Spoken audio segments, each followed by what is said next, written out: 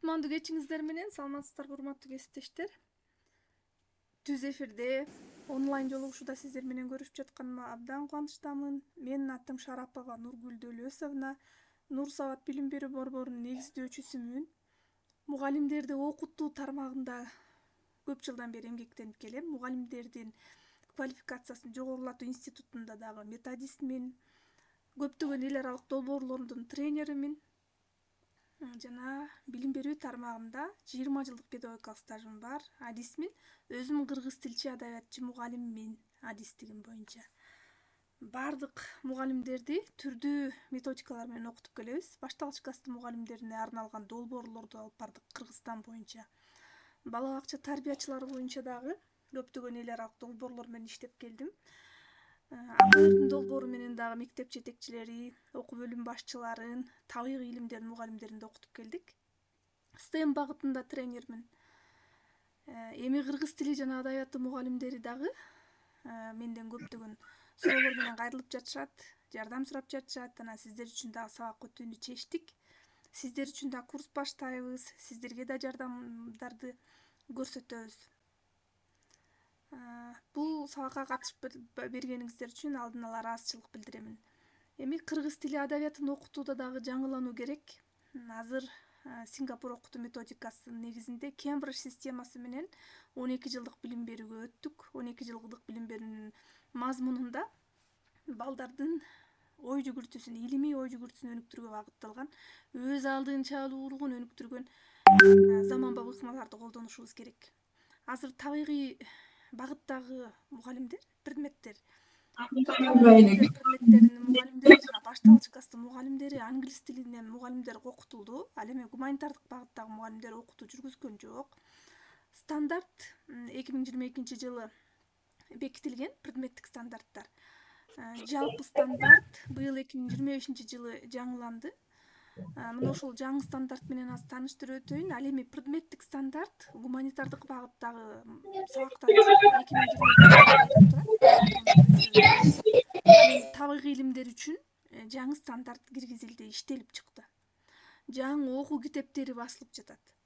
Быйыл 12 жылдыкка өтүү менен ушул окутуунун мазмунун дагы өзгөртүүгө алып барышыбыз керек деген максат менен жаңыланып жатабыз. Бул өтө чоң аракет, чоң иш, албетте кыйынчылыктар болуп жатат. Ар бир эле ийгиликтин артында эмгек менен келет, оңой нерсе келбейт. Ошондуктан аракет кылып, агартуу министрлигинин жүргүзүп жаткан иштерин ар бирибиз колдосок, кийин натыйжасын берет. Анан ушул гуманитардык багыттагы мугалимдер дагы биз дагы ар бир окуткан сабагыбызды жаңылантып, жаңы ыкмаларды өздөштүрүшүбүз керек.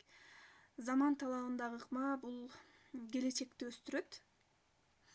Атаандаштыкка жөндөмдүү инсанды тарбиялашыбыз керек деп жатабыз. Дүйнө элинин акылдуу муундууга тарбиялашыбыз керек. Дүйнө элинин акыл интеллектисине шайкеш келген инсанды тарбиялашыбыз керек. Бул атаандаштыкка жөндөмдүү деп жатабыз. Азыркы муун акылдуу муун, билесиздер, Альфа муун деп келе жатабыз. Индиго муун дедик. 2020 кийин такыр башкача муундар да келди. Мына Санариптоордун адамы акыл интеллектиси, сезими күчтүү болот экен. Азыркы биз окутуп жаткан балдарыбыз мына ушул сезимтал, акылман балдар. Биз доор өткөргөн сайын, улам жаңы заман өткөн сайын улам жаңыланып турабыз. Ошондуктан стандарт дагы жаңыланып турушу керек, жаңыланып жатат билим берүү стандарты. Ошо менен катар биздин сабагыбыздын мазмуну да жаңыланышы керек. Сиздерге мен Кембридж системасынын философиясын да айтып өтөм. Азыр стандартты таанышып чыксаңыздар керек. Бул жалпы 12 жылдык билим берүү системасынын стандарттын өзгөчөлүгүнө бир аз токтолуп өтөлү. 2025-26 окуу жылына карата бул жаңы кадамдар жүргүзүлүп жатат. Бул министрлер кабинети менен 14 март 2025 жылы бекитилген. Бунун максаты эл аралык билим берүү мейкиндигинде интеграцияланган жана таанылган улуттук жалпы билим берүү системасын куруп, глобалдуу атаандаштыкка жөндөмдүү инсанды тарбиялашыбыз керек болуп жатат жана сапаттуу билим берүү. Мамлекеттик билим берүү стандарты иштелип чыкты. Демек, билим берүүнүн деңгээлин алып караганда биз ошо базалык окутуу талаптарынын негизинде натыйжага жеткен бул адамдын жөндөмдүүлүгү. компетенттүүлүккө негизделген билим берүү деп атап келдик. Компетенция жөндөмдүүлүк деген сөз. Турмуштук көндүмгө ээ болгон адамды тарбиялашыбыз керек. Ал турмуштук көндүмгө ээ болуш үчүн балдар өз алдынча билим алып, үйрөнүп, таанып билип, түшүнүк алып, ошол топто биргелешип аткарып, өзүнүн практикалык иштери аркылуу өз аракет жасап, анан байкоо жүргүзүп, салыштырып көрүп, изилдеп көрүп, анан билимге ээ болот да, натыйжага, түшүнүккө ээ болот. Ошондо балада натыйжа болот, результат болот. Ошол биз баланын өз алдынчалуулугун калыптандырабыз. Бул компетенцияга негизделет. Мына ошол компетенттүүлүктүн негизинде аныктоо болуп саналат. Дүйнө жүзүндө 21-кылымдын инсанын жөндөмдүүлүктөрү деген бар. Бул адамдын ийкемдүү көндүмдөрдөн баштап, математикалык ой жүгүртүү, сынчыл креативдүү ой жүгүртүүсүнөн баштап, адамдын жөндөмүн жана ой жүгүртүүсүн өнүктүрүүгө багытталган көндүмдөр биздин сабакта ар бир сабак балдарды өнүктүрүүгө багытталышы керек да. Мына ошентип жалпы жарандык аң сезиминин жоопкерчилигин дагы каралган эң маанилүү баалуулук, мекенчилдик, улуттук адеп ахлактык, тарбиялык, социалдык, гуманитардык дарыметтин күчөтүү. Баалуулуктар бул стандартта жакшы берилди. Мекенчилдик, улуу мурастарды аздектөө, мекенди сүйүү, патриоттук сезим, элдик кыргыз элинин биздин улуттук баалуулуктарыбызды сыйлоо, урматтоо жана мекенибиздеги асыл баалуулуктарды таңазалоо багытында дагы ушул баалуулуктар белгиленди. Анан профилдик окутуу киргизилди 12 жылдык билим берүүдө. Жогорку класстар кесипке багытталат. Өз кесибин туура тандаган мүмкүнчүлүк алат. Анан билим берүү менен жалпы мына окутуучунун бирдей баштапкы мүмкүнчүлүктөрдү камсыз кылыш керек жана жоопкерчиликти чөйрө, анан ушул мезгил талабына карай улам жаңыланып турушубуз керек деген максаттарды койдук. Инклюзия жана гендердик теңчилдик принцибинде жеткиликтүү кылуу, билесиздер. Атай окутуу муктаждыгы бар балдарыбыз да бар. Инклюзия шартында дагы окутууну өнүктүрүш керек жана гендердик теңчилдик албетте кыз жана эркек балдарга окутууга бирдей шарт түзүү, эң негизги бирдей мамиле кылуу деген сөз. Албетте коопсуз чөйрөнү түзүү, ден соолугуна кам көрүү, баалуулукта тарбиялоо, негизги компетенттүүлүгүн калыптандыруу, илимий дүйнө таанымын калыптандыруу, табият менен гармонияда жашоо деген жалпы билим милдеттерди койдук. Негизги компетенттүүлүктөр социалдык, мамлекеттик, кесиптик тапшырыкка ылайыкталган, аныкталган мындай функцияларга ээ болгон предметтерден турат деп аталат. Мына булар 4 модулдук уя катары берилген. Модульная ячейка деп коет да. Мына ушулар 4 түрү менен белгиленет. Таанып билүүчүлүк, ишмердүүлүк компетенттүүлүгү. Бул бала курчап турган дүйнөнү тааныш керек, аң сезимдүү өнүгүш керек да. Баланын ой жүгүртүүсү, жөндөмү, көндүмү, ишмердүүлүгү өнүгүп туруш керек да. Өзүнүн активдүү иш аракет менен тааныйт. Анан сабактын мазмунун өздөштүрөт. Ошону менен катар анын жөндөмдүүлүгү чагылдырылат да. Бул жалпы инсандык мүнөздөмөсү келип чыгат. Социалдык коммуникативдик компетенттүүлүк бул ошол чөйрөдө өзүнүн ордун таап, биргелешип иш алып баруусу, эмпатия, бири-бирине туура мамиле кылуу, ошону менен катар инсан аралык өз ара аракеттенүү жөндөмдүүлүгүн өнүктүрүү болуп саналат. Бул топтордо, жуптарда иш алып барабыз, ошондо көйгөйдү жалпы коюп туруп, балдар биргелешип чечкенге үйрөтөт. Бул социалдаштыруу деген нерсе да. Эмоционалдык, инсандык компетенттүүлүк бул окуучунун инсан аралык өз ара аракеттенүүсү. Башка адамдардын эмоцияларын билүүгө, жөнгө салууга, жөндөмдүүлүгүн алып чыгууга тарбиялайт. Анан маалыматтык, санариптик компетенттүүлүк бул маалыматты издеп, талдап, иштеп чыгып, көрсөтүп берип, кесиптик санарип технологияларды да колдоно билип, ресурстарды туура пайдалана билген, маалыматты туура таба билген жөндөмгө ээ болот. Мына ушундай 4 компетенция берилди.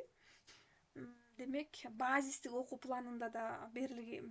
Мисалы, Кыргыз Республикасынын билим берүү жаатындагы ченемдик укуктук актыларына ылайык жалпы билим берүү уюмдар үчүн базистик окуу планында ырааттуулук берилген. Башталгыч билим берүү 1-6 класс болуп калды. Жалпы негизги билим берүү 7-9 класстар 3 жыл, жалпы орто билим берүү 9-12 3 жыл. Мына ушундай болуп берилди. 12 жылдык билим берүүдө бул. Анан чөйрөлөр, предметтик чөйрөлөр: филология, социалдык, математика, тарыхый илими, искусство, технология, ден соолук, маданияты деген чөйрөгө бөлүндү. Мынакей 6 чөйрө бар. Класстардын жана жумалык окуу жүктөмүнүн ченеми берилген, канча сааттан берилген мынакей бул жерде бар. 12 жылдыкка өтүүнүн секирик катары өтүүнүн варианттары бар. Мынакей көк 11 жылдык, 12 сары, кызыл интеграцияланган. Могул жерде быйылкы окуу жылында 12 жылдык билим берүүдө мына жаңы класстар келбедиби? Мына ушул жерде быйылкы секирик жок. Мына ошондо могу кызыл менен белгиленгендер могул жерде 4-класс, анан 5-7 деп кетип атпайбы? Ушунда 6-дан 5тен сразу 7-ге өткөнчү, ушунда 5-класста, 6-класстын да 5-класстын да материалын окуйт да ушул жерде. Могул жерде бизде 2025-26 окуу жылында могул жерде 5-класстар окуп жатат. Ушулар 6-класстын дагы 5-класстын да материалын окушат быйылкылар. Мына ушундай вариация кетип жатат да ушул жерде. Быйыл болсо 11 жыл менен бүтөбүз. 12 жыл ошентип этап менен могу 1-класска баргандар 2036-37 жылы 12 жыл толук окушат. Бул жерде 2017 жылкылар мына ушинтип олтуруп, быйыл эмдиги жылы мына 2028-29 жылы 12-класс менен бүтүшөт.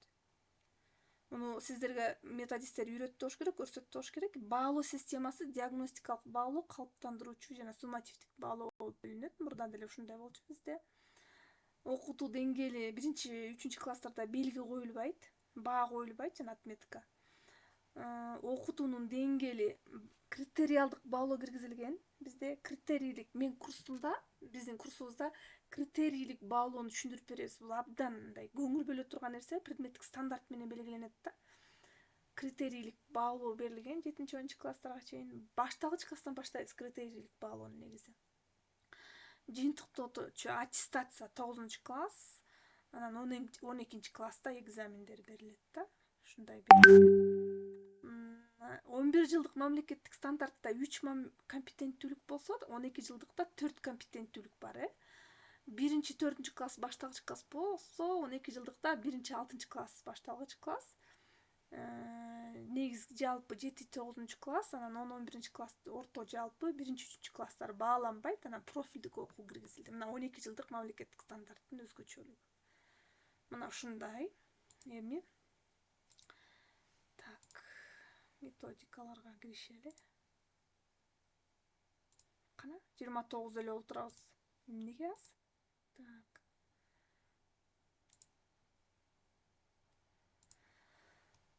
Эми кыргыз тили жана адабиятын окутууда эмнеге көңүл бөлөбүз? Кана микрофондорду күйгүзүп, сиздерде эмне көйгөйлөр болуп жатат? Эмне маселе, кандай кыйынчылык болуп жатат? Эмнени билгиңиздер келип жатат? Кана айтыңыздарчы. Кандай ойлойсуздар? Биз кайсы жагыбыздан өзгөрүшүбүз керек? Кантип өзгөрүшүбүз керек? Биздин окутуубуздун деңгээли кандай? Кыргыз тили адабиятын кандай деңгээлде окутуп жатасыздар? Эмне ыкмаларды колдонуп жатасыздар? Эмнени билип, эмнени билбей жатасыздар? Айтып көрүңүздөрчү. Бул жерде аз эле киши отурабыз, 31 эле киши. Аз, өтө аз. 100 кишиден көбүрөөк болсо мен көп деп ойлойт элем. Микрофондоруңузду күйгүзүп талкуулап алабыз, сүйлөсөңүздөр болот. Кантип, эмне кылып окутуп жатасыздар мектепте? Кандай муктаждыктар болуп жатат сиздерде? Кыргыз тили жана адабиятын окутууда эмне көйгөйлөр болуп жатат?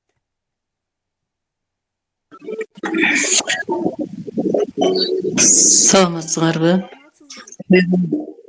Көйгөй эми иш процессинде билинсе керек, бирок мына адабияттан 1 сааттан кыскартылганы абдан эле өкүнүчтүү болду кыргыз тилчи, адабиятчы мугалимдер үчүн. Анткени чоң чыгармаларды талдап өтүү 45 мүнөттө чоң романдарды 2 саатта талдоо өтө эле аздык кылат го окуучуларга. Эгер утка эле маалымат берип, тарых сыяктуу эле өтсөк, ошондой эле болуп калат го. Азыр балдар көркөм чыгарманы толук баардыгы окуп чыкпайт. Окуса 1-10% окуп коет. Ошону эми жүзүндөй кылып мугалим бир жеткирип, аны окуучуга сиңдирүүдө ушул чоң эле көйгөй болду. Ошуга аябай бүтүнүп эле калдык. Кандай окутсак болот? Булар боюнча бир дагы метод эме жок. Ошол. Көркөм чыгарманы окубай калды балдар, ошол көйгөй турат. Кантип көркөм чыгарманы окутканга кызыктырабыз, ошол көйгөй турат да. Дагы кайсы ыкмаларды колдонуп жатасыздар кыргыз тили адабиятын окутканда? Саламатсыздарбы? Сызбы? Эжеке, менин бир суроом бар да.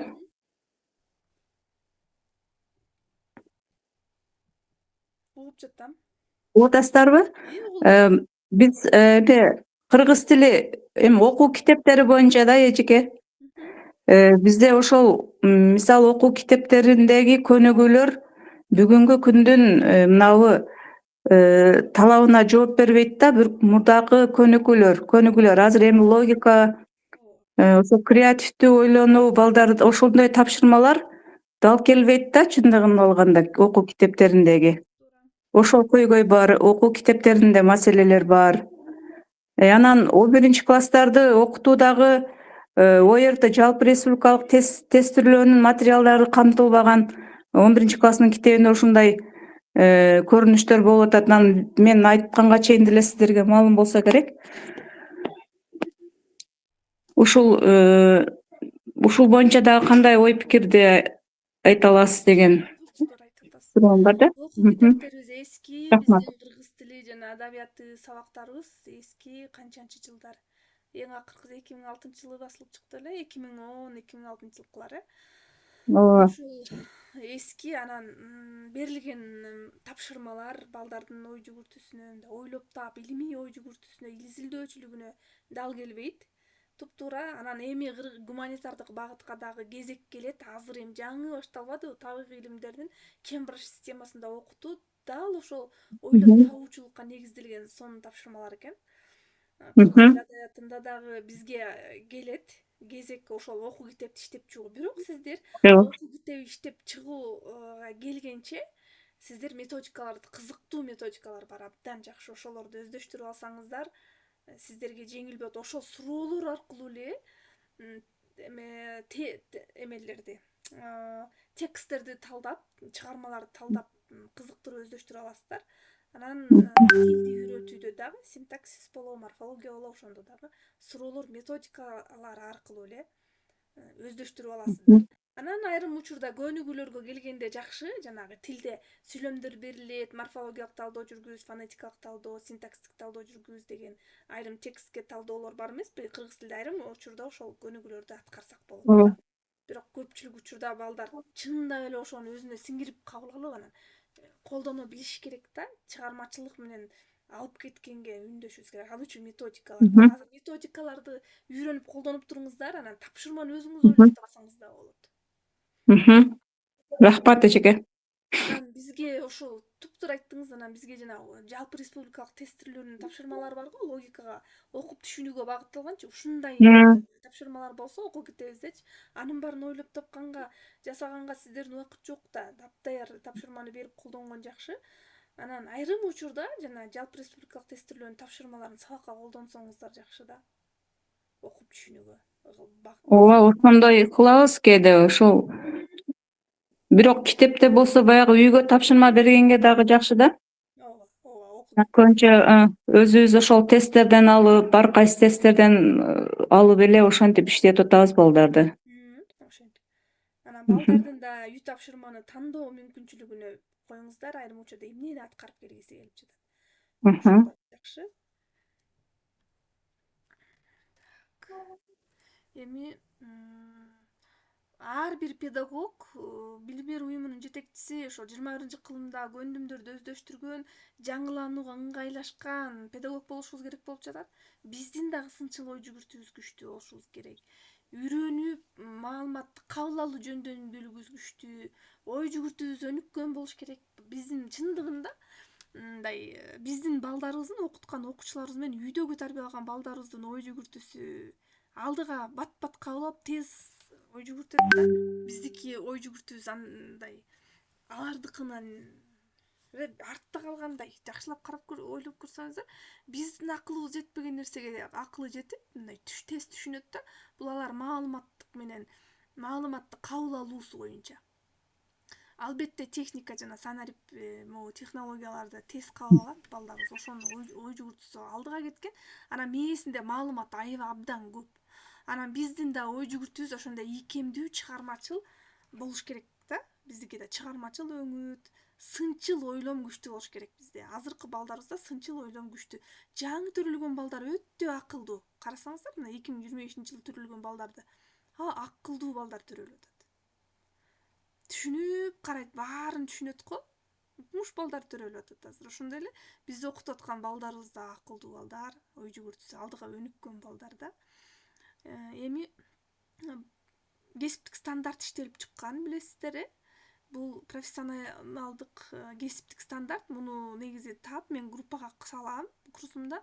Ошону портфолиоңуздарга тиркеп алыңыздар. Бул кесиптик стандарт мугалимдин компетенттүүлүгү кандай болуш керек, башталгыч класс менен жалпы билим берүү, булда өзгөчөлүктөр бар. Мугалимдин кесиптик стандарты бар. Жаңы заманбап формациядагы мугалим уюштургуч, веб-психолог, тренер, долбоордук ишмердүүлүк боюнча адис, предмет аралык интеграцияланган мугалим, балдарды шыктандыргыч, мына ушундай заманбап формациядагы мугалим болушубуз керек болуп жатат. Эми 21-кылымдагы жөндөмдөргө карасак, токтолсок, мына могул окуу, жазуу, эсептөө, илимий сабаттуулук, компьютердик сабаттуулук, финансылык сабаттуулук, маданий жана жарандык сабаттуулук деген бар.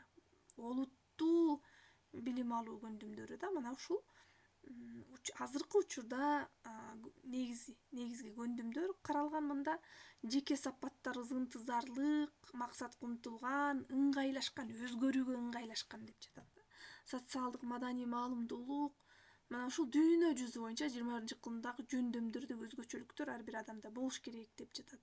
Анан ийкемдүү көндүмдөр: сынчыл ой жүгүртүү, маселени чечүү, чыгармачылык, мамиле, кызматташтык. Мына ушул сынчыл ийкемдүү көндүмдөр, булар 4К көндүмдөрдү уктуңуздар беле? Бул англис тилинен кыскартылган сөздөр, аббревиатура. Ийкемдүү көндүмдөр дал ушул биздин кыргыз тили адабиятыбызда абдан керек. Мына ушул көндүмдөрдү өнүктүрүшүбүз керек. Булар англис тилинен critical thinking деп берилген, сынчыл ой жүгүртүү. Маселени талдоо, себеп натыйжаны издөө, туура чечим кабыл алуу.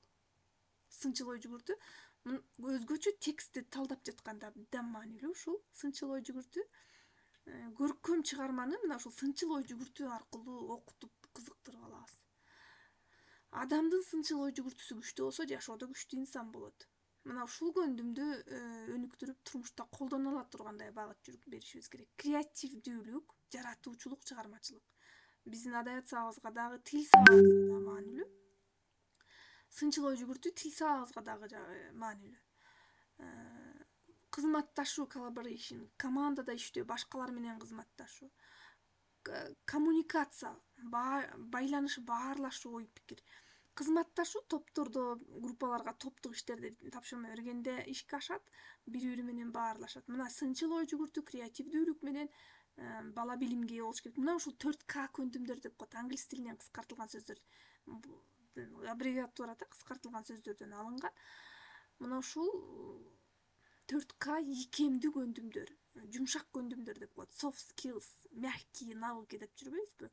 Ушул көндүмдөр өнүгүш керек. Бүт бала бакчадан башталганбыз. Ушул көндүмгө көңүл бөлүп, демек ушул көндүм өнүгүш үчүн эмне кылышыбыз керек? Ушуга тиешелүү биз методиканы колдонушубуз керек. Билим берүү системасынын логикасында өзгөрүү болду абдан. Биздин STEAM билим берүү технологиялары, саналип билим берүү чөйрөсү болуп жатат. 21-кылымдагы жөндөмдөрдү өнүктүрүшүбүз керек болуп жатат. заманбап билим берүүдө ошол билим берүүнүн стандарты жаңыланып, бизге ошол билим берүү стандарты компетенцияга негизделген билим берүү болуп жатат. Өмүр бою билим алууга умтулуу инсанды тарбиялоодо. Анан педагогдордун педагогдук кесиптик өнүгүүсү болуп туруш керек, үзгүлтүксүз. Эң негизги баардык эле предмет боюнча ой жүгүртүүнү өнүктүрүү басым жасалат. Кембридж системасынын өзөгү да ушул. Ой жүгүртүүнү өнүктүрүү, анын ичинде илимий ой жүгүртүү, контекстеги илим болуп каралат да. Илимий ой жүгүртүү биздин тил адабият сабагыбызда да илимий ой жүгүртүүнү өнүктүргөн долбоордук жана илимий изилдөөчүлүк технологияны колдонушубуз керек азыр. Өтө актуалдуу. Жакшы ыкмалар бар. Башталгыч класстан окуу керемет долбоору менен бир топ стратегияларды үйрөнүштү. Башталгыч класстар окутуу жүргүзүлдү, министрлик тарабынан, долбоор тарабынан. Мына ошонун дагы абдан жакшы методикалары бар. Ошону биз кыргыз тили адабиятыбызга колдонсок абдан жакшы. Кембридж системасынын философиясы өзөгү биздин ошол окуткан жана жаңы долбоорлор менен келген методика далма-дал шайкеш келет. Ошол окуу керемет. Анткени өз алдынча алуулук, сынчыл ой жүгүртүү, креативдүүлүгүн, баланын активдүүлүгүнө багытталган окутуу. Кембридж системасынын философиясы да ошондой, ой жүгүртүүнү өнүктүрүү. Бүткүл дүйнөдө ой жүгүртүүнү өнүктүрүү концепциясы жатат деп айткан Эдвард де Боно, 6 шляпанын автору. Финансылык сабаттуулукту өнүктүрүш керек болуп жатат ар бирибиз. Мына ушуга багытталган класстан тышкаркы иш-чараларды колдонуу, өзүн таануу жана өнүктүрүү багытында STEM билим берүү, санарип билим берүү, функционалдык сабаттуулук анан 21-кылымда көндүмдөр. Биздин заманбап билим берүүнүн мазмуну ушуга багытталышы керек да. Мына ушул Кембридж системасы да ушундай. Тарбиялоодо психологиялык мамилеге каралсак, биз ар бир заманда, ар бир доордо өзүнүн адамы болот экен. Биздин замандын кишилери деген Төөлбай Сыдыкбеков улуу жазуучубуз бекер айткан эмес окшойт. Эжеке суроо берсек болобу? Бериңиз. Эжеке неме STEM деген бул тилге тиешелүү эмес деп ушинтип атат да, анан кийин 5E деген дагы немеге тилге тиешелүү эмес деп атат. Ошон үчүн анда бизде демек STEM колдонулбайбы? 5E көбүнчө табигый илимге, анан башталгыч класстарга тиешелүү деп берилет экен, бирок башталгыч класстарга эле эмес, жогорку класстарга дагы тиешелүү.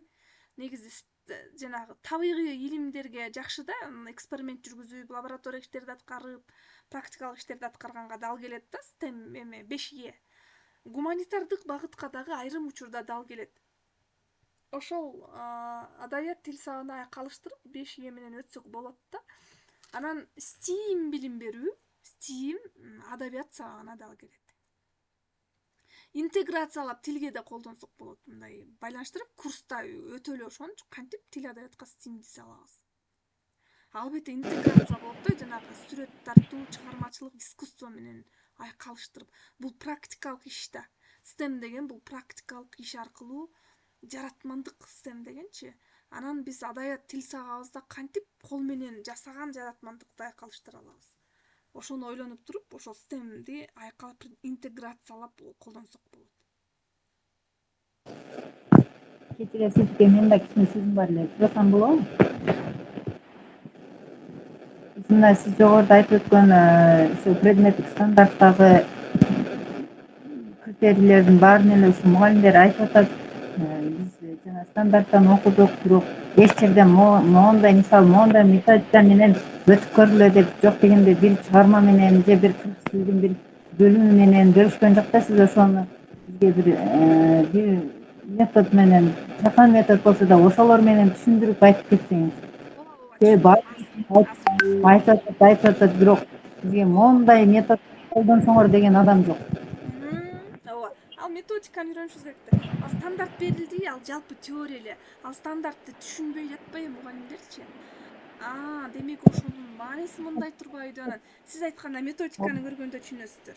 Мен азыр бир аз мисал келтирем, анан курста чечмелей, тандап терең чечмелейли. Ар бир чыгармага, текстке жана текст туташ эмес тексттер дегендер бар.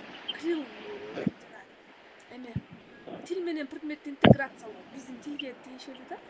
Ошондой бар көп тилдүүлүк менен айкалыштырылган бул. Анан балдардын сынчыл ой жүгүртүүсүн өнүктүрүп, могу стандартка дал келген методиканы кандай колдонобуз? Мисалы текст окутууда да. Азыр мисал келтирип берейин. Мына могу баланы тарбиялоодо акылдуу муун деп жатабыз. Азыркы замандын өзүнө ишеними жогору балдар, мен деген позициясы күчтүү балдар, ошондуктан акылдуу сабактарды өтөбүз. Эми азыр заманбап сабактын технологияларында моундай методикалар бар. Инсанга багытталган окутуу болушубуз керек. ТРИС педагогикасы, теория решения изобретательских задач деген бар. Жаратмандык маселелерди чечүү педагогикасы теориясы. Активдүү окутуу усулдары, дифференциацияланган окутуу, CLIL предмет менен тилди интеграциялоо, Гарднердин теориясы, STEM технологиясы, көп тилдүү билим берүү, азыркы күндө заманбап формаларда инновациялык технология, инклюзивдик билим берүү, дизайн, ой жүгүртүү, окуп түшүнүү, жазуу көндүмдөрдү өнүктүрүү. Биздин кыргыз тил сабакта жазуу көндүмүн өнүктүрүүчү сонун методикалар бар. Математикалык көндүмдү өнүктүрүүнүн баалоонун түбүрлөрү, калыптандыруучу критерийлик баалоо, баалоо куралдары киргизилген сабакка баалоо алып башташкастырга да. Мына ушул биздин заманбап багытыбыз да, жаңы. Эми окутуу ыкмаларында балдарыбыз материалды колдонуп көрүп, өзү чечим чыгарыш керек. Дискуссия болсун, ой жүгүртсүн, маселени чечсин да. Ийиргүү абалы болуш керек. Анан рефлексия, кайтарым байланыш бала тараптан болуш керек. Баланын жөндөмүнө жараша тапшырма беребиз. Ал жөндөмдү аныкталыш үчүн Гарднердин көп кырдуу зыйын теориясына кайрылабыз. Бул теория множественного интеллекта Говарда Гарднера дейт. Бул адам табиятына, тилге, математикага, табиятка жөндөмдүү болот. Музыканттар бар, математиктер бар, ууздар бар, сүрөтчүлөр бар. Мына ошо ар бир адамдын өзүнүн жөндөмү бар. Ошол жөндөмүнө жараша тапшырма берсе, натыйжага келет. Дифференциация деп аталат. Маалыматтык санариптик технологияны колдонушубуз керек. Анан демек ар бир мугалим анализ кылсак, мен кандай мугалиммин, менин кандай иш аракет аткарам, мен эмне өнүгүп жатат, мен коомго кандай таасир берем. Анан Блумдун таксономиясына кайрылсак, төмөнкү анан жогорку тартиптеги ой жүгүртүү болуп бөлүнөт Блумдун таксономиясында. Төмөнкү тартип билүү, түшүнүү, колдонуу. Биз маалыматты бердик, мисалы үчүн сынаточтор. Сынаточтор деген эмне экендигин, бул сөз түркүмү экен, ал заттын сын сыпатын билдирет экен деп түшүндүк, аны жашоодо колдонуп көрдүк, сүйлөмдөрдү курдук, сөз айкашын түздүк, кызыл алма, жашыл көйнөк деп колдондук. Анан эмне үчүн сынаточтор биздин тилге керек? Бул сынаточтор кайдан келип чыккан? Сынаточторду биздин сөзүбүздө колдонуш үчүн эмнени билишибиз керек деген бул анализ болуп саналат. Анан баалап өзүбүздүн ишмердүүлүгүнү анан түзүү кетет жаратмандык. Биз ошол жогорку тартиптеги ой жүгүртүүгө алып кетишибиз керек да. Мына ошол Блумдун таксономиясында азыр ошо Кембридж системасы мына анализдеп, баалап, түзүү жаратмандыкка алып кетет. Ал STEM практикалары аркылуу ишке ашат. Изилдөөчүлүк, илимий долбоордук ишмердүүлүк менен ишке ашат. Биздин кыргыз тил адабиятына могу изилдөөчүлүк, илимий долбоордук технологиялар абдан жакшы дал келет да сонун. Мына ушул жогорку тартиптеги ой жүгүртүүгө алып кетишибиз керек тилди жана адабиятты окутуп жатканда. 20-кылым менен 21-кылымдагы окутуунун мазмунунда чоң айырмачылык бар. Борбордук орунда окуучу биргелешкен көрсөтмө нускама беребиз, көндүмгө негиздейбиз, процесс маанилүү окутуп жаткан, практика маанилүү, топтук иш аракет маанилүү, глобалдык коомчулук үчүн ойлонуу, иш аракет жүргүзүү маанилүү, калыптандыруучу баалоо маанилүү, жашоо турмуш үчүн билим алабыз.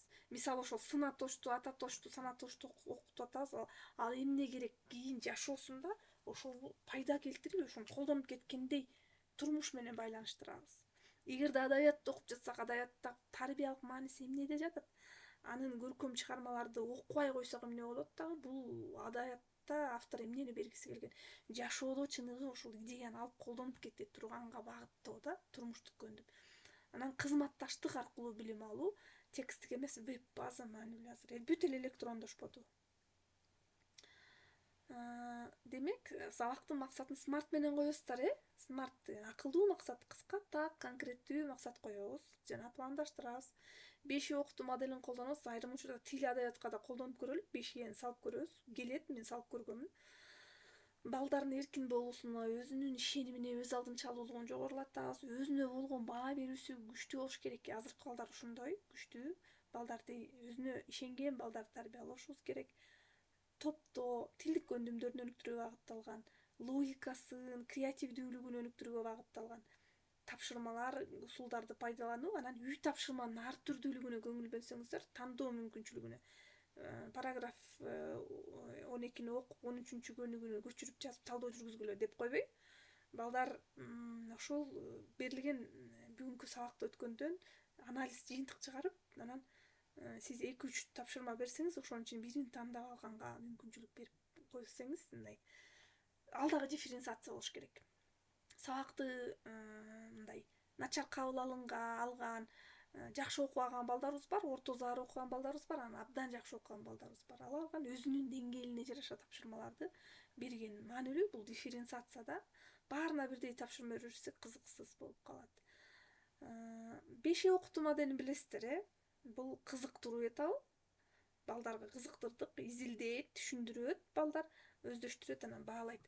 Мисалы, тилде дагы жакшы да, могу макал лакаптар деген теманы алсак, ошо бизде тилде кыргыз эли илгертеден кээбизде макал лакаптарды колдонуп келебиз. Мисалы, акыл айга жеткизет, өнөр көккө жеткирет деген макалды алалы да. Эмнеге кыргыздар ушундай макалды колдонуп калган? Эгерде мындай сүйлөмдөрдүн структурасына карасак, бул дидактикалык мазмунга анан тутуму туруктуу да. Анан ушундай туруктуу макал, ушундай айкаштагы ушул мындай сөз, мындай маанилүү, таасирлүү сөз да. Ушуну колдонуп келген кыргыз эли. Анан ушуну эмнеге колдонгон, муну кайдан ойлоп тапкан, ким ойлоп тапкан? Эгерде биз жашообузда макал лакаптарды колдонбой деле койсок болот беле? Эмнеге? Бизде ушул макал лакапта колдонуунун өзгөчөлүгү, мааниси эмнеде болот экен, билгиңер келеби? Жана биз сөзүбүздө канча жолу макал лакапты колдонот экенбиз? Чыгармаларда канча жолу кездешет? Манас эпосу болобу, көркөм тексттерде болобу, канча жолу макалдарды ошол авторлор колдонгон экен? Билгиңер келе десек, кызыктырдык да. Анан макал эмне экенин, анын мааниси эмне экенин, кайсы жерде көбүрөөк колдонот экен деп балдар өзү изилдеп, таанып билет. Ошол материал беришиңиз керек өзүңүз. Анан интернеттен карасын, ChatGPTден сурасын, укмуш маалыматтарды да таап чыгат балдар. Сиз убаролу окутпайсыз.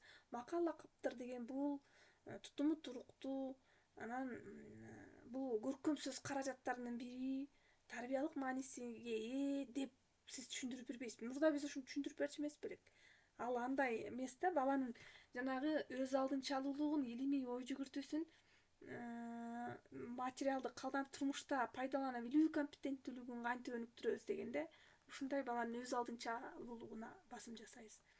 Изилдеди, маалыматты алды, макал лакап жөнүндө, анан түшүндүрүп берет. Эмнени түшүндү, эмне маалымат алды? Бири-бири менен сүйлөшөт топто. Ким эмнени түшүндү, эмне кылды? Анан ошол макалды колдонуп, мындай текст түзө алабы же ооздеги диалог түзө алабы? Ал макалдын мааниси эмнеде? Ар бир сөздүн, макалдын мааниси тарбиялык жатпайбы? Жөн эле сүйлөп кое бербейчи. Мисалы үчүн, жөн эле макалдарды айта берелик дейлик дагы, анан кандайдыр бир мааниге, мазмунга таянып айталык. Ошону практикалык иш алып барып жатабыз. Диалог түздүк, бири-бирибиз менен макалдар менен жарышкандагы, макал айтуу менен дагы эме бар го, жарыша айтышуу, макал айтышуу кылсак болот эгерде, же болбосо диалогубузга макал колдонуп көрсөк, же тексттерди, макалдарды таап туруп, анан ошол тексттин көркүн кантип ачып жатат макал. Ошондой практикалык иш алып барыңыздар. Анан өзү кантип иш алып барды, кантип сабакка катышты, анан баалайт. 5 окутуу моделин салсак болот, тилге да, адабиятка да ушинтип. Практикалык иш. экинчи кызыктыруу, экинчи изилдөө, үчүнчү түзүү, анан төртүнчүсү түшүндүрүү, анан бешинчиси баалоо деп. Түзүүдө кантип түзөт айтыңызчы? Өздөштүрүү мореке. Өздөштүрүү практика болуп саналат. Могу төртүнчүсү практикалык иш менен алып барат. Бул стемде балдар кол менен кубикти жасайт, мисалы үчүн же эксперимент жасайт, суунун составын көрөт, бир зат менен эки затты салыштырат, лабораториялык эксперимент жасайт да негизичи табигый илимде. Эгерде биз муну гуманитардык багытка салсак, ошол кантип биз практикалык иш алып барат элек. Практикалык иште сиз текстеги макалдарды таап чыгып, ошону алып барсын, же макалды жаратсын, макалдарды колдонуп диалог түзсүн, практикалык иш алып барсын. Төртүнчү этап практика болуп саналат. Өз алдынча практиканы алып барат. Бешинчиси анан өзүнүн ишмердүүлүгүнө өзү баа берет. Бүгүн кандай катышты, ким эмнени өздөштүрдү, мен эмнени өздөштүрдүм деген. Анан ушул баалоонун дагы могу Кембридж окутууда башталгыч класстарда да, жогорку класстарда дагы өзүнүн баалоо баракчалары бар экен да, форма. Мен билдим, билген жокмун, анан мен буга макулмун, макул эмесмин, суроолор аркылуу баалоолор бар. Баалоонун формаларын берем силерге. Окуу кереметтин модулдарында сонун берилген. Ошондой кылып баалоо түзүп алсаңыздар болот. Бешээ ушундай да. Эми адабиятка эгерде салып көрсөк кандай болот десек, адабияттан бизге эмне? Адабияттан текстке салып көрсөк, биринчи мугалимди алалы. Биз бүгүн Чыңгыз Айтматовдун биринчи мугалим деген чыгармасын өтөлү. Анан бул эмнеге биринчи мугалим деп койгон аталышынчы билесиңерби дейт. Балдар билет да биринчи мугалим деген Дүйшөн деген мугалим экендигин. Анан ал кезде коомчулукта мугалим жок, агартууга жаңы өтүп бара жаткан, элдин баары караңгы, сабатсыз. Анан ушул эл арасына сурулуп чыгып, аскерден келип, анан ушул бир адам өзү деле сабаттуу эмес болчу дейт. Ушундай бир адам балдарды окутам деген аракети болуп жатпайбы? Коомчулукту агартууга жасаган аракети да. Ушундай бул эмне үчүн биринчи мугалим болду деп аталган, эмнеге Айтматов бул чыгарманы жазган, эмне үчүн азыркы күнгө чейин маанилүү? Бүгүнкү күндө ушул биринчи мугалим деген чыгармадан мугалимдин ролу берилип атат. Анан ушул бир адамдын эмгеги да. Ушул чыгарма бүгүнкү күнгө чейин сиз кызыктырышыңыз керек да. Чыгарма мынчанча жыл түзүлгөн, жаралган. Анан азыркы күнгө чейин Айтматовдун көп калемине таандык, маанилүү, маңыздуу, салмактуу чыгармаларынын бири. Биринчи мугалим деп жазган. Мунун мааниси ушул Дүйшөндүн эмгеги даңазаланып атат да. Анан эми ушул чыгарманын ар бир чыгарма адамга тарбиялык мааниге ээ да. Идея жатат, тарбиялык, коомчулук ушуну билгиле, көргүлө деген чыгарма чакырык жатат көркөм тексттер аркылуу. Эми ушул чыгарманы эмне үчүн Айтматов жазды? Анан бул чыгарманын мааниси эмнеде болду экен? Издеп көргүлөчү өзүңөр. Карап көргүлөчү деп берсеңиз, анан балдар биринчи мугалим жөнүндө эмне маалымат бүт интернеттен карасын, ChatGPTден карасын, жанагы окуу китебинен карасын, жалпыланганчы. Сын макалаларды карашсын. Анан мондай ойлор бар экен, ар бир аргументтерге таянып, айтып, ар бирине ролдорду мындай тапшырмалар бөлүшүп алышсын да, анан ортого салат. Балдар, мен могул маалыматты алдым, мондай экен. Бул ушунча тилге которулуптур, мынча сын макалалар жазылыптыр. Бул чыгарманын салмагы мондай экен деп айтат экен.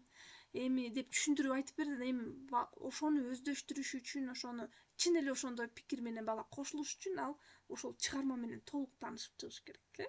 Анан ошол чыгарманын ошол жаңы киришип өтсө, чыгарманын текст менен таанышып өзүнүн, анан ошол ичиндеги чыгармага талдоо жүргүзсүн, практикалык этабындачы. Анан баалоо жүргүзсүн. Эгерде биз өтүлгөн тема катары алсак, ошол өздөштүрүү этабында моореке, төртүнчү этапка ошол чыгармадагы ар бир образга же тилге, мындай адабиятта берилген тексттин өзгөчөлүгүнө, анда берилген сүйлөмдөрдүн, көркөм сөз каражаттарынын өзгөчөлүгү, идеянын өзгөчөлүгүнө талдоо жүргүзсүн.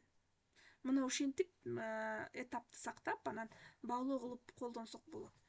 бирок көркөм чыгармалардын ийине жеткизип маңызын ачып берген да биздики креативдүүлүк менен чыгармачылык эргүү болуп атпайбы? Мындай биз чыгармачылыгыбыз менен фантазиябыз менен сөз байлыгыбыз менен алып чыгыш керек да. Бул учурда 5Эден мурда дагы жана бекеттер боюнча орун алмашуу, адабий иримдер стратегиясы аябай жакшы келет да. Сократтын семинары, окурмандардын пикирлеринин тизмеси деген ыкмалар бар. Окуу керемет менен берилген. Ошолорду колдонсок абдан жакшы да көркөм чыгарманы талдаганда. 5Е окутуу моделин практика аркылуу бир кандайдыр бир анализдеп, мындай натыйжага жете турган айрым бир учурда колдонолот. 5Эничи дайыма эле көркөм чыгармага колдоно бергенге болбой калат да. Ошон үчүн 5Эни айрым учурда максатка ылайыктап колдонгонго аракет кылыңыздар. Чыгарманын көркүн ачып берүүдө биз ошол жанагы маанилүү методиканы колдонушубуз керек. Окуучуга карата азыр психологиялык мамиле өтө маанилүү. Жүрөгүндөгү ачкычты табалык. Жагымдуу маана сүйүү берсек, баланын ийгилигине сыймыктанып турсак, жүрөгүбүздү ачсак, бала жүрөгүн ачат. Педагогикалык технологиялардан моундай технологиялар бар. Инновациялык долбоордук иштин технологиясы, изилдөө, сынчыл ой жүгүртүүнү өнүктүрүүчү технологиялар бар. Бул активдүү окутуунун методиканын түрлөрү, сынчыл жана алты шляпа, жана ат жана чамандес, фишбоун толтура ыкмалар бар. Анан кейс технологиясы, проблемалык окутууга кирет бул. Маалыматтык коммуникациялык технологиялар, анан проблемалык көйгөйлүү окутуу. Кейс мисалы үчүн дейли да. Ошол кезде биринчи мугалим чыгармасында бүтүндөй эл караңгы болуп жатат. Бир адам окугула деп күрөшүп жатат да. Кыргыз элин жарыкчылыкка, билимге үндөп жатат. Окуткан жери дагы жанагы сарай, ат сарай, шамал уруп турат, суук ичинде эч кандай шарт жок окугангачы. Анан азыркы учурда бизде баардык жер шарттар бар. Ошол кезде балдардын ынтызарлыгы билим алам деген. Азыркы учурдагы шарт бар, бирок балдардын билим алам деген ынтызарлыгын жоктугу. Ушул көйгөйдү кантип чечсе болот деп бир кейс технологиясы ушундай көйгөй, кырдаалдык, турмуштук тапшырма бересиз. Силер кандай ойлойсуңар деген талкуу. Ошол ар бир топ өзү чечип, өзү чечимин чыгарыш керек, ойлорун айтат, анализдеп. Же болбосо ошо чыгарманын ичинен эле алсак болот. Ошол кезде жанагы апасы кимде Алтынайды жеңеси окутпайм деп каршы чыгат го. Ушундай көйгөй жаралды. Силердин оюңарча бул көйгөйдү кантип чечсе болот? Ушундай көп каршы чыгат го. Дүйшөндүн эмгегин деле баалабайт, же болбосо эң аягында жанагы Алтынай Сулайманова келет, анан баары коноктоо академик деп атса, Дүйшөнгө эч ким деле көңүл бөлбөйт го. Ошол көйгөйдү кантип чечсе болот деген чыгарманын ичиндеги өзүнүн сынчыл ой жүгүртүүгө багытталган ыкмада ушундай беришибиз керек. Маалыматтык коммуникация бул жанагы санарип тиркемелерди колдонобуз, приложениялар бар телефондо абдан сонун, ошолорду колдонобуз. Көйгөйлүү окутуу, проблемалык окутуу, мына жогоруда кейс менен проблемалык окутуу экөө бир эле да.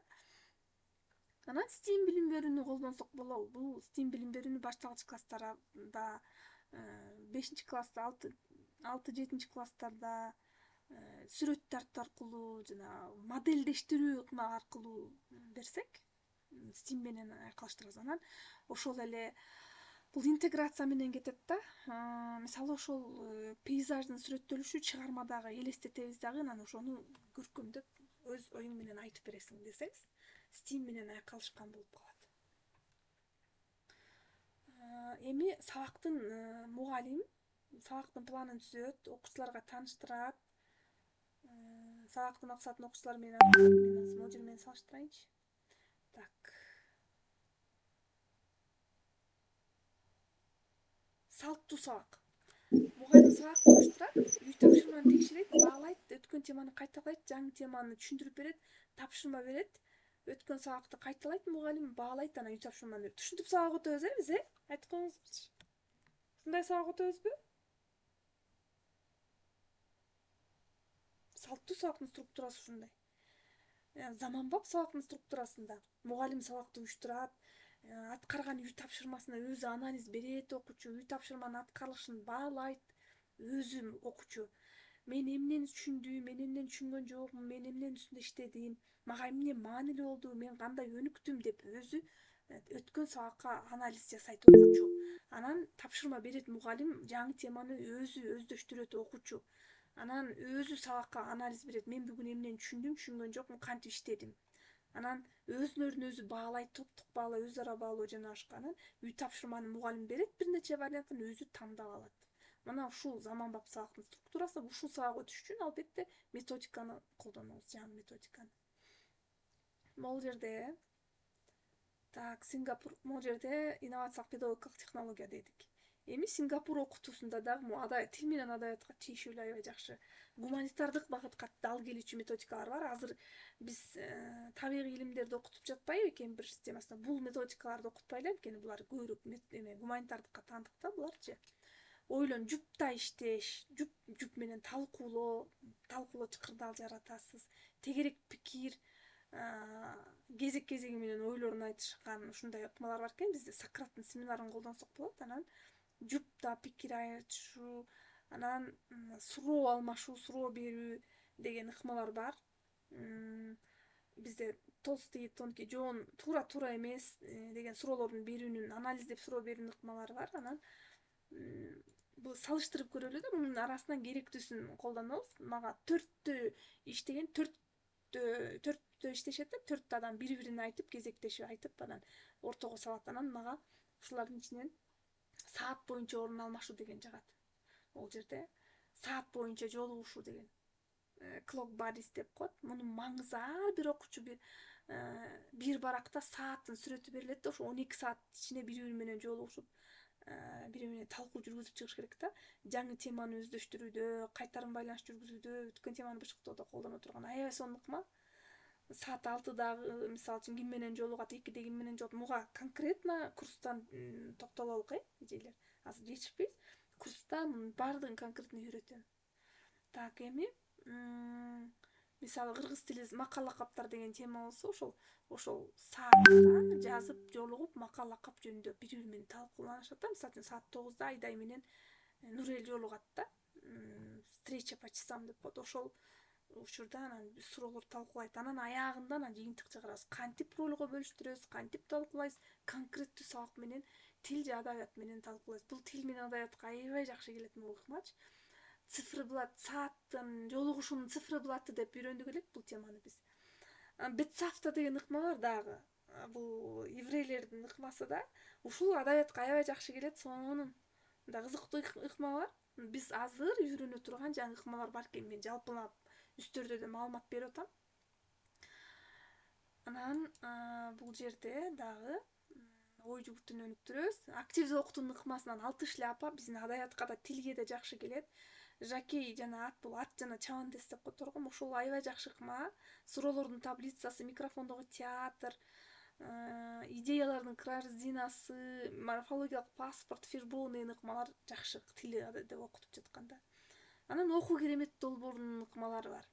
Окурмандардын пикирлеринин тизмеси, божомолдоонун ар түрдүү ыкмалары, бекеттер боюнча орун алмашуу, көп деңгээлдеги тапшырма, адабий илимдер, Сократтын семинары, чыгармачылык жазууну өнүктүргөн рафт, рейс стратегиясы. Сонун рафт аябай жакшы да, адабиятты окутканда рейс стратегиясы аябай жакшы ыкмалар бар. Мына ушулардын баарын окуушубуз керек. Пластик иш-чараларды колдонуудан аттендер мектебин түзөбүз. Жана сандык өнүгүү, тилөө маданиятын бекитүүгө багытталган сабактарды кызыктырат. Микрофон кимдики? Нургүл. Угуп жатам.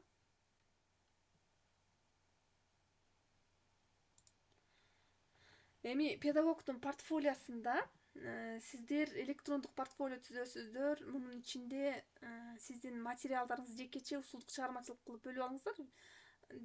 Аты жөнүңүз, резюме, нормативдик укуктук актылар, сертификат, басма сөз беттерине макала жана башкаларды кошосуз. Менден алган сертификаттарыңызды дагы ушул портфолиого салып койсоңуз болот да. Эми мен бул жерде электрондук портфолиодо бүт электрондуктарды саласыз. Эми мен онлайн курс кыргыз тилчи адабиятчылар үчүн баштап жатабыз деп жатпайм. Жалпы мугалимдер үчүн өтчү элек. 15 күн түз эфир болот.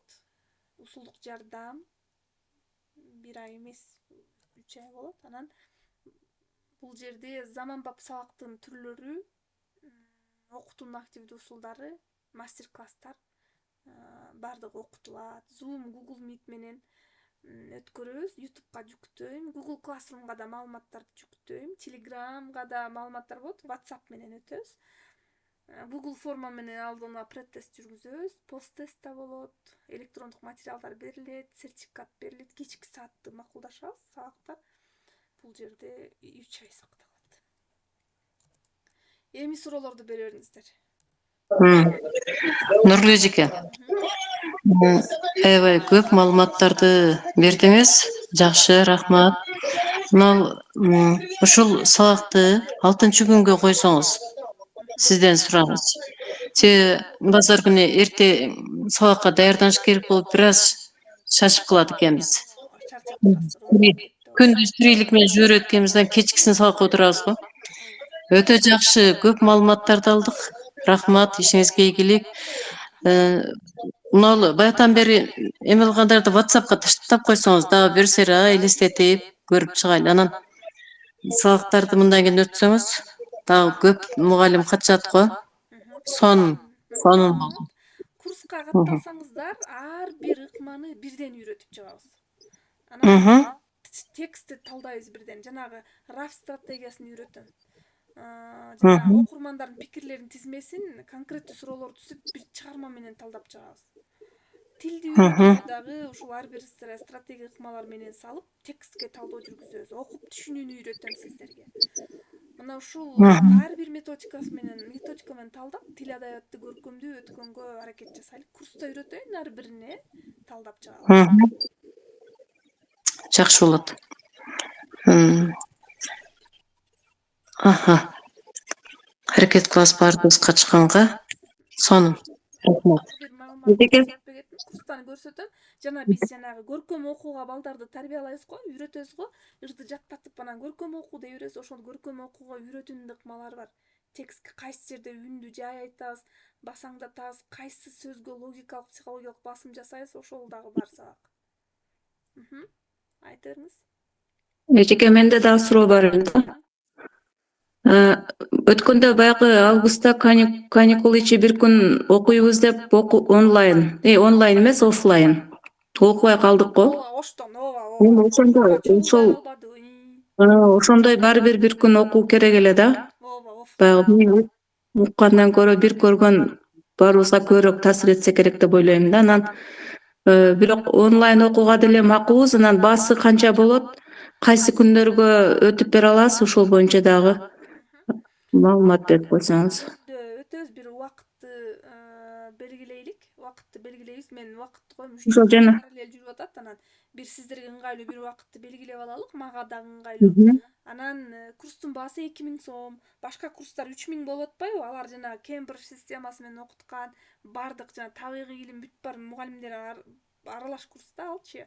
Ал жерге 6 тренер өтөт. Анан ал жерде тереңирээк башкача алар методикалар бар үйрөтүлөт да, ошондо көп тренер өтөт. Ошон үчүн усулдук жардам 1 жылдык коштолгон 3000 сом. Бул кыргыз тили адабиятынын 2000 сом. Бул жерге мен өзүм анан 1-2 тренер кошулат да, көп тренер өтпөйбүз, көбүнчө өзүм өтөм. Анткени өзүм иштеп чыккан курс болчу. 2000 сом. Чоң рахмат эжеке, бүгүнкү сабактан дагы көп маалыматтарды алдык. Ишиңизге ийгилик каалайбыз. Рахмат, чоң рахмат. Нургүл эжеке, кече мен Махабат Батановада окудум эле да. Анан ошондо STEAM бул тилдерге таптакыр тиешеси жок деп окутту эле. Анан илим, технология, инженерия, математика деп чечилет деди. Анан 5 дагы сиздерге туура келбейт деди эле. Анан сизде азыр экөө менин башым чаташып калды да. Экөөңүздөр бири-бириңиздерге карама-каршы болуп калды. Бирок Махабат Батанова далилдеп берип атты эле да. Сизде далил жакшы болбой калды. Туура айтып жатат, туп-туура 5 дал келбейт. STEM дагы дал келбейт тил адабияткачы. Бирок интеграциялап айрым учурда ушундай чыгармачылык менен колдонсок болот. Дайыма дал келбейт. Бул топ-точно дал келет деп айтпаймын, бирок биз дагы тимди деп мисалын көрсөтүп бере алам сиздерге. Кыймылдуу сүрөттөр деген ыкма бар.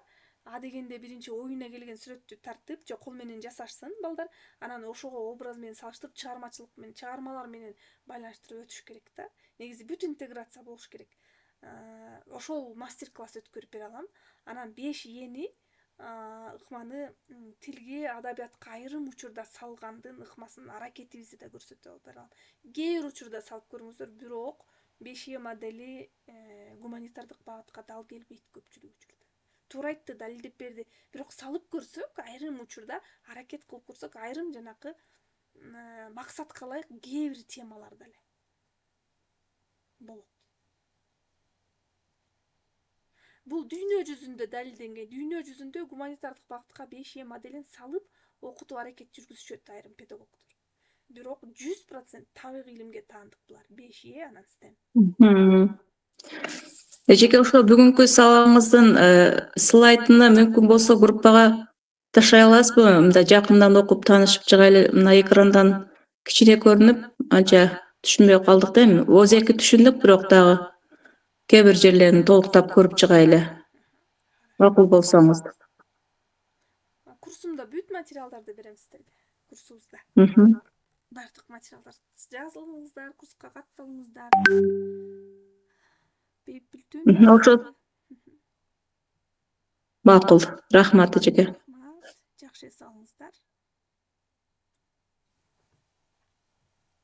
Ыраазычылык билдирем, убакыт бөлүп сабакка катышып бергениңиздер үчүн. Жакшы эс алыңыздар.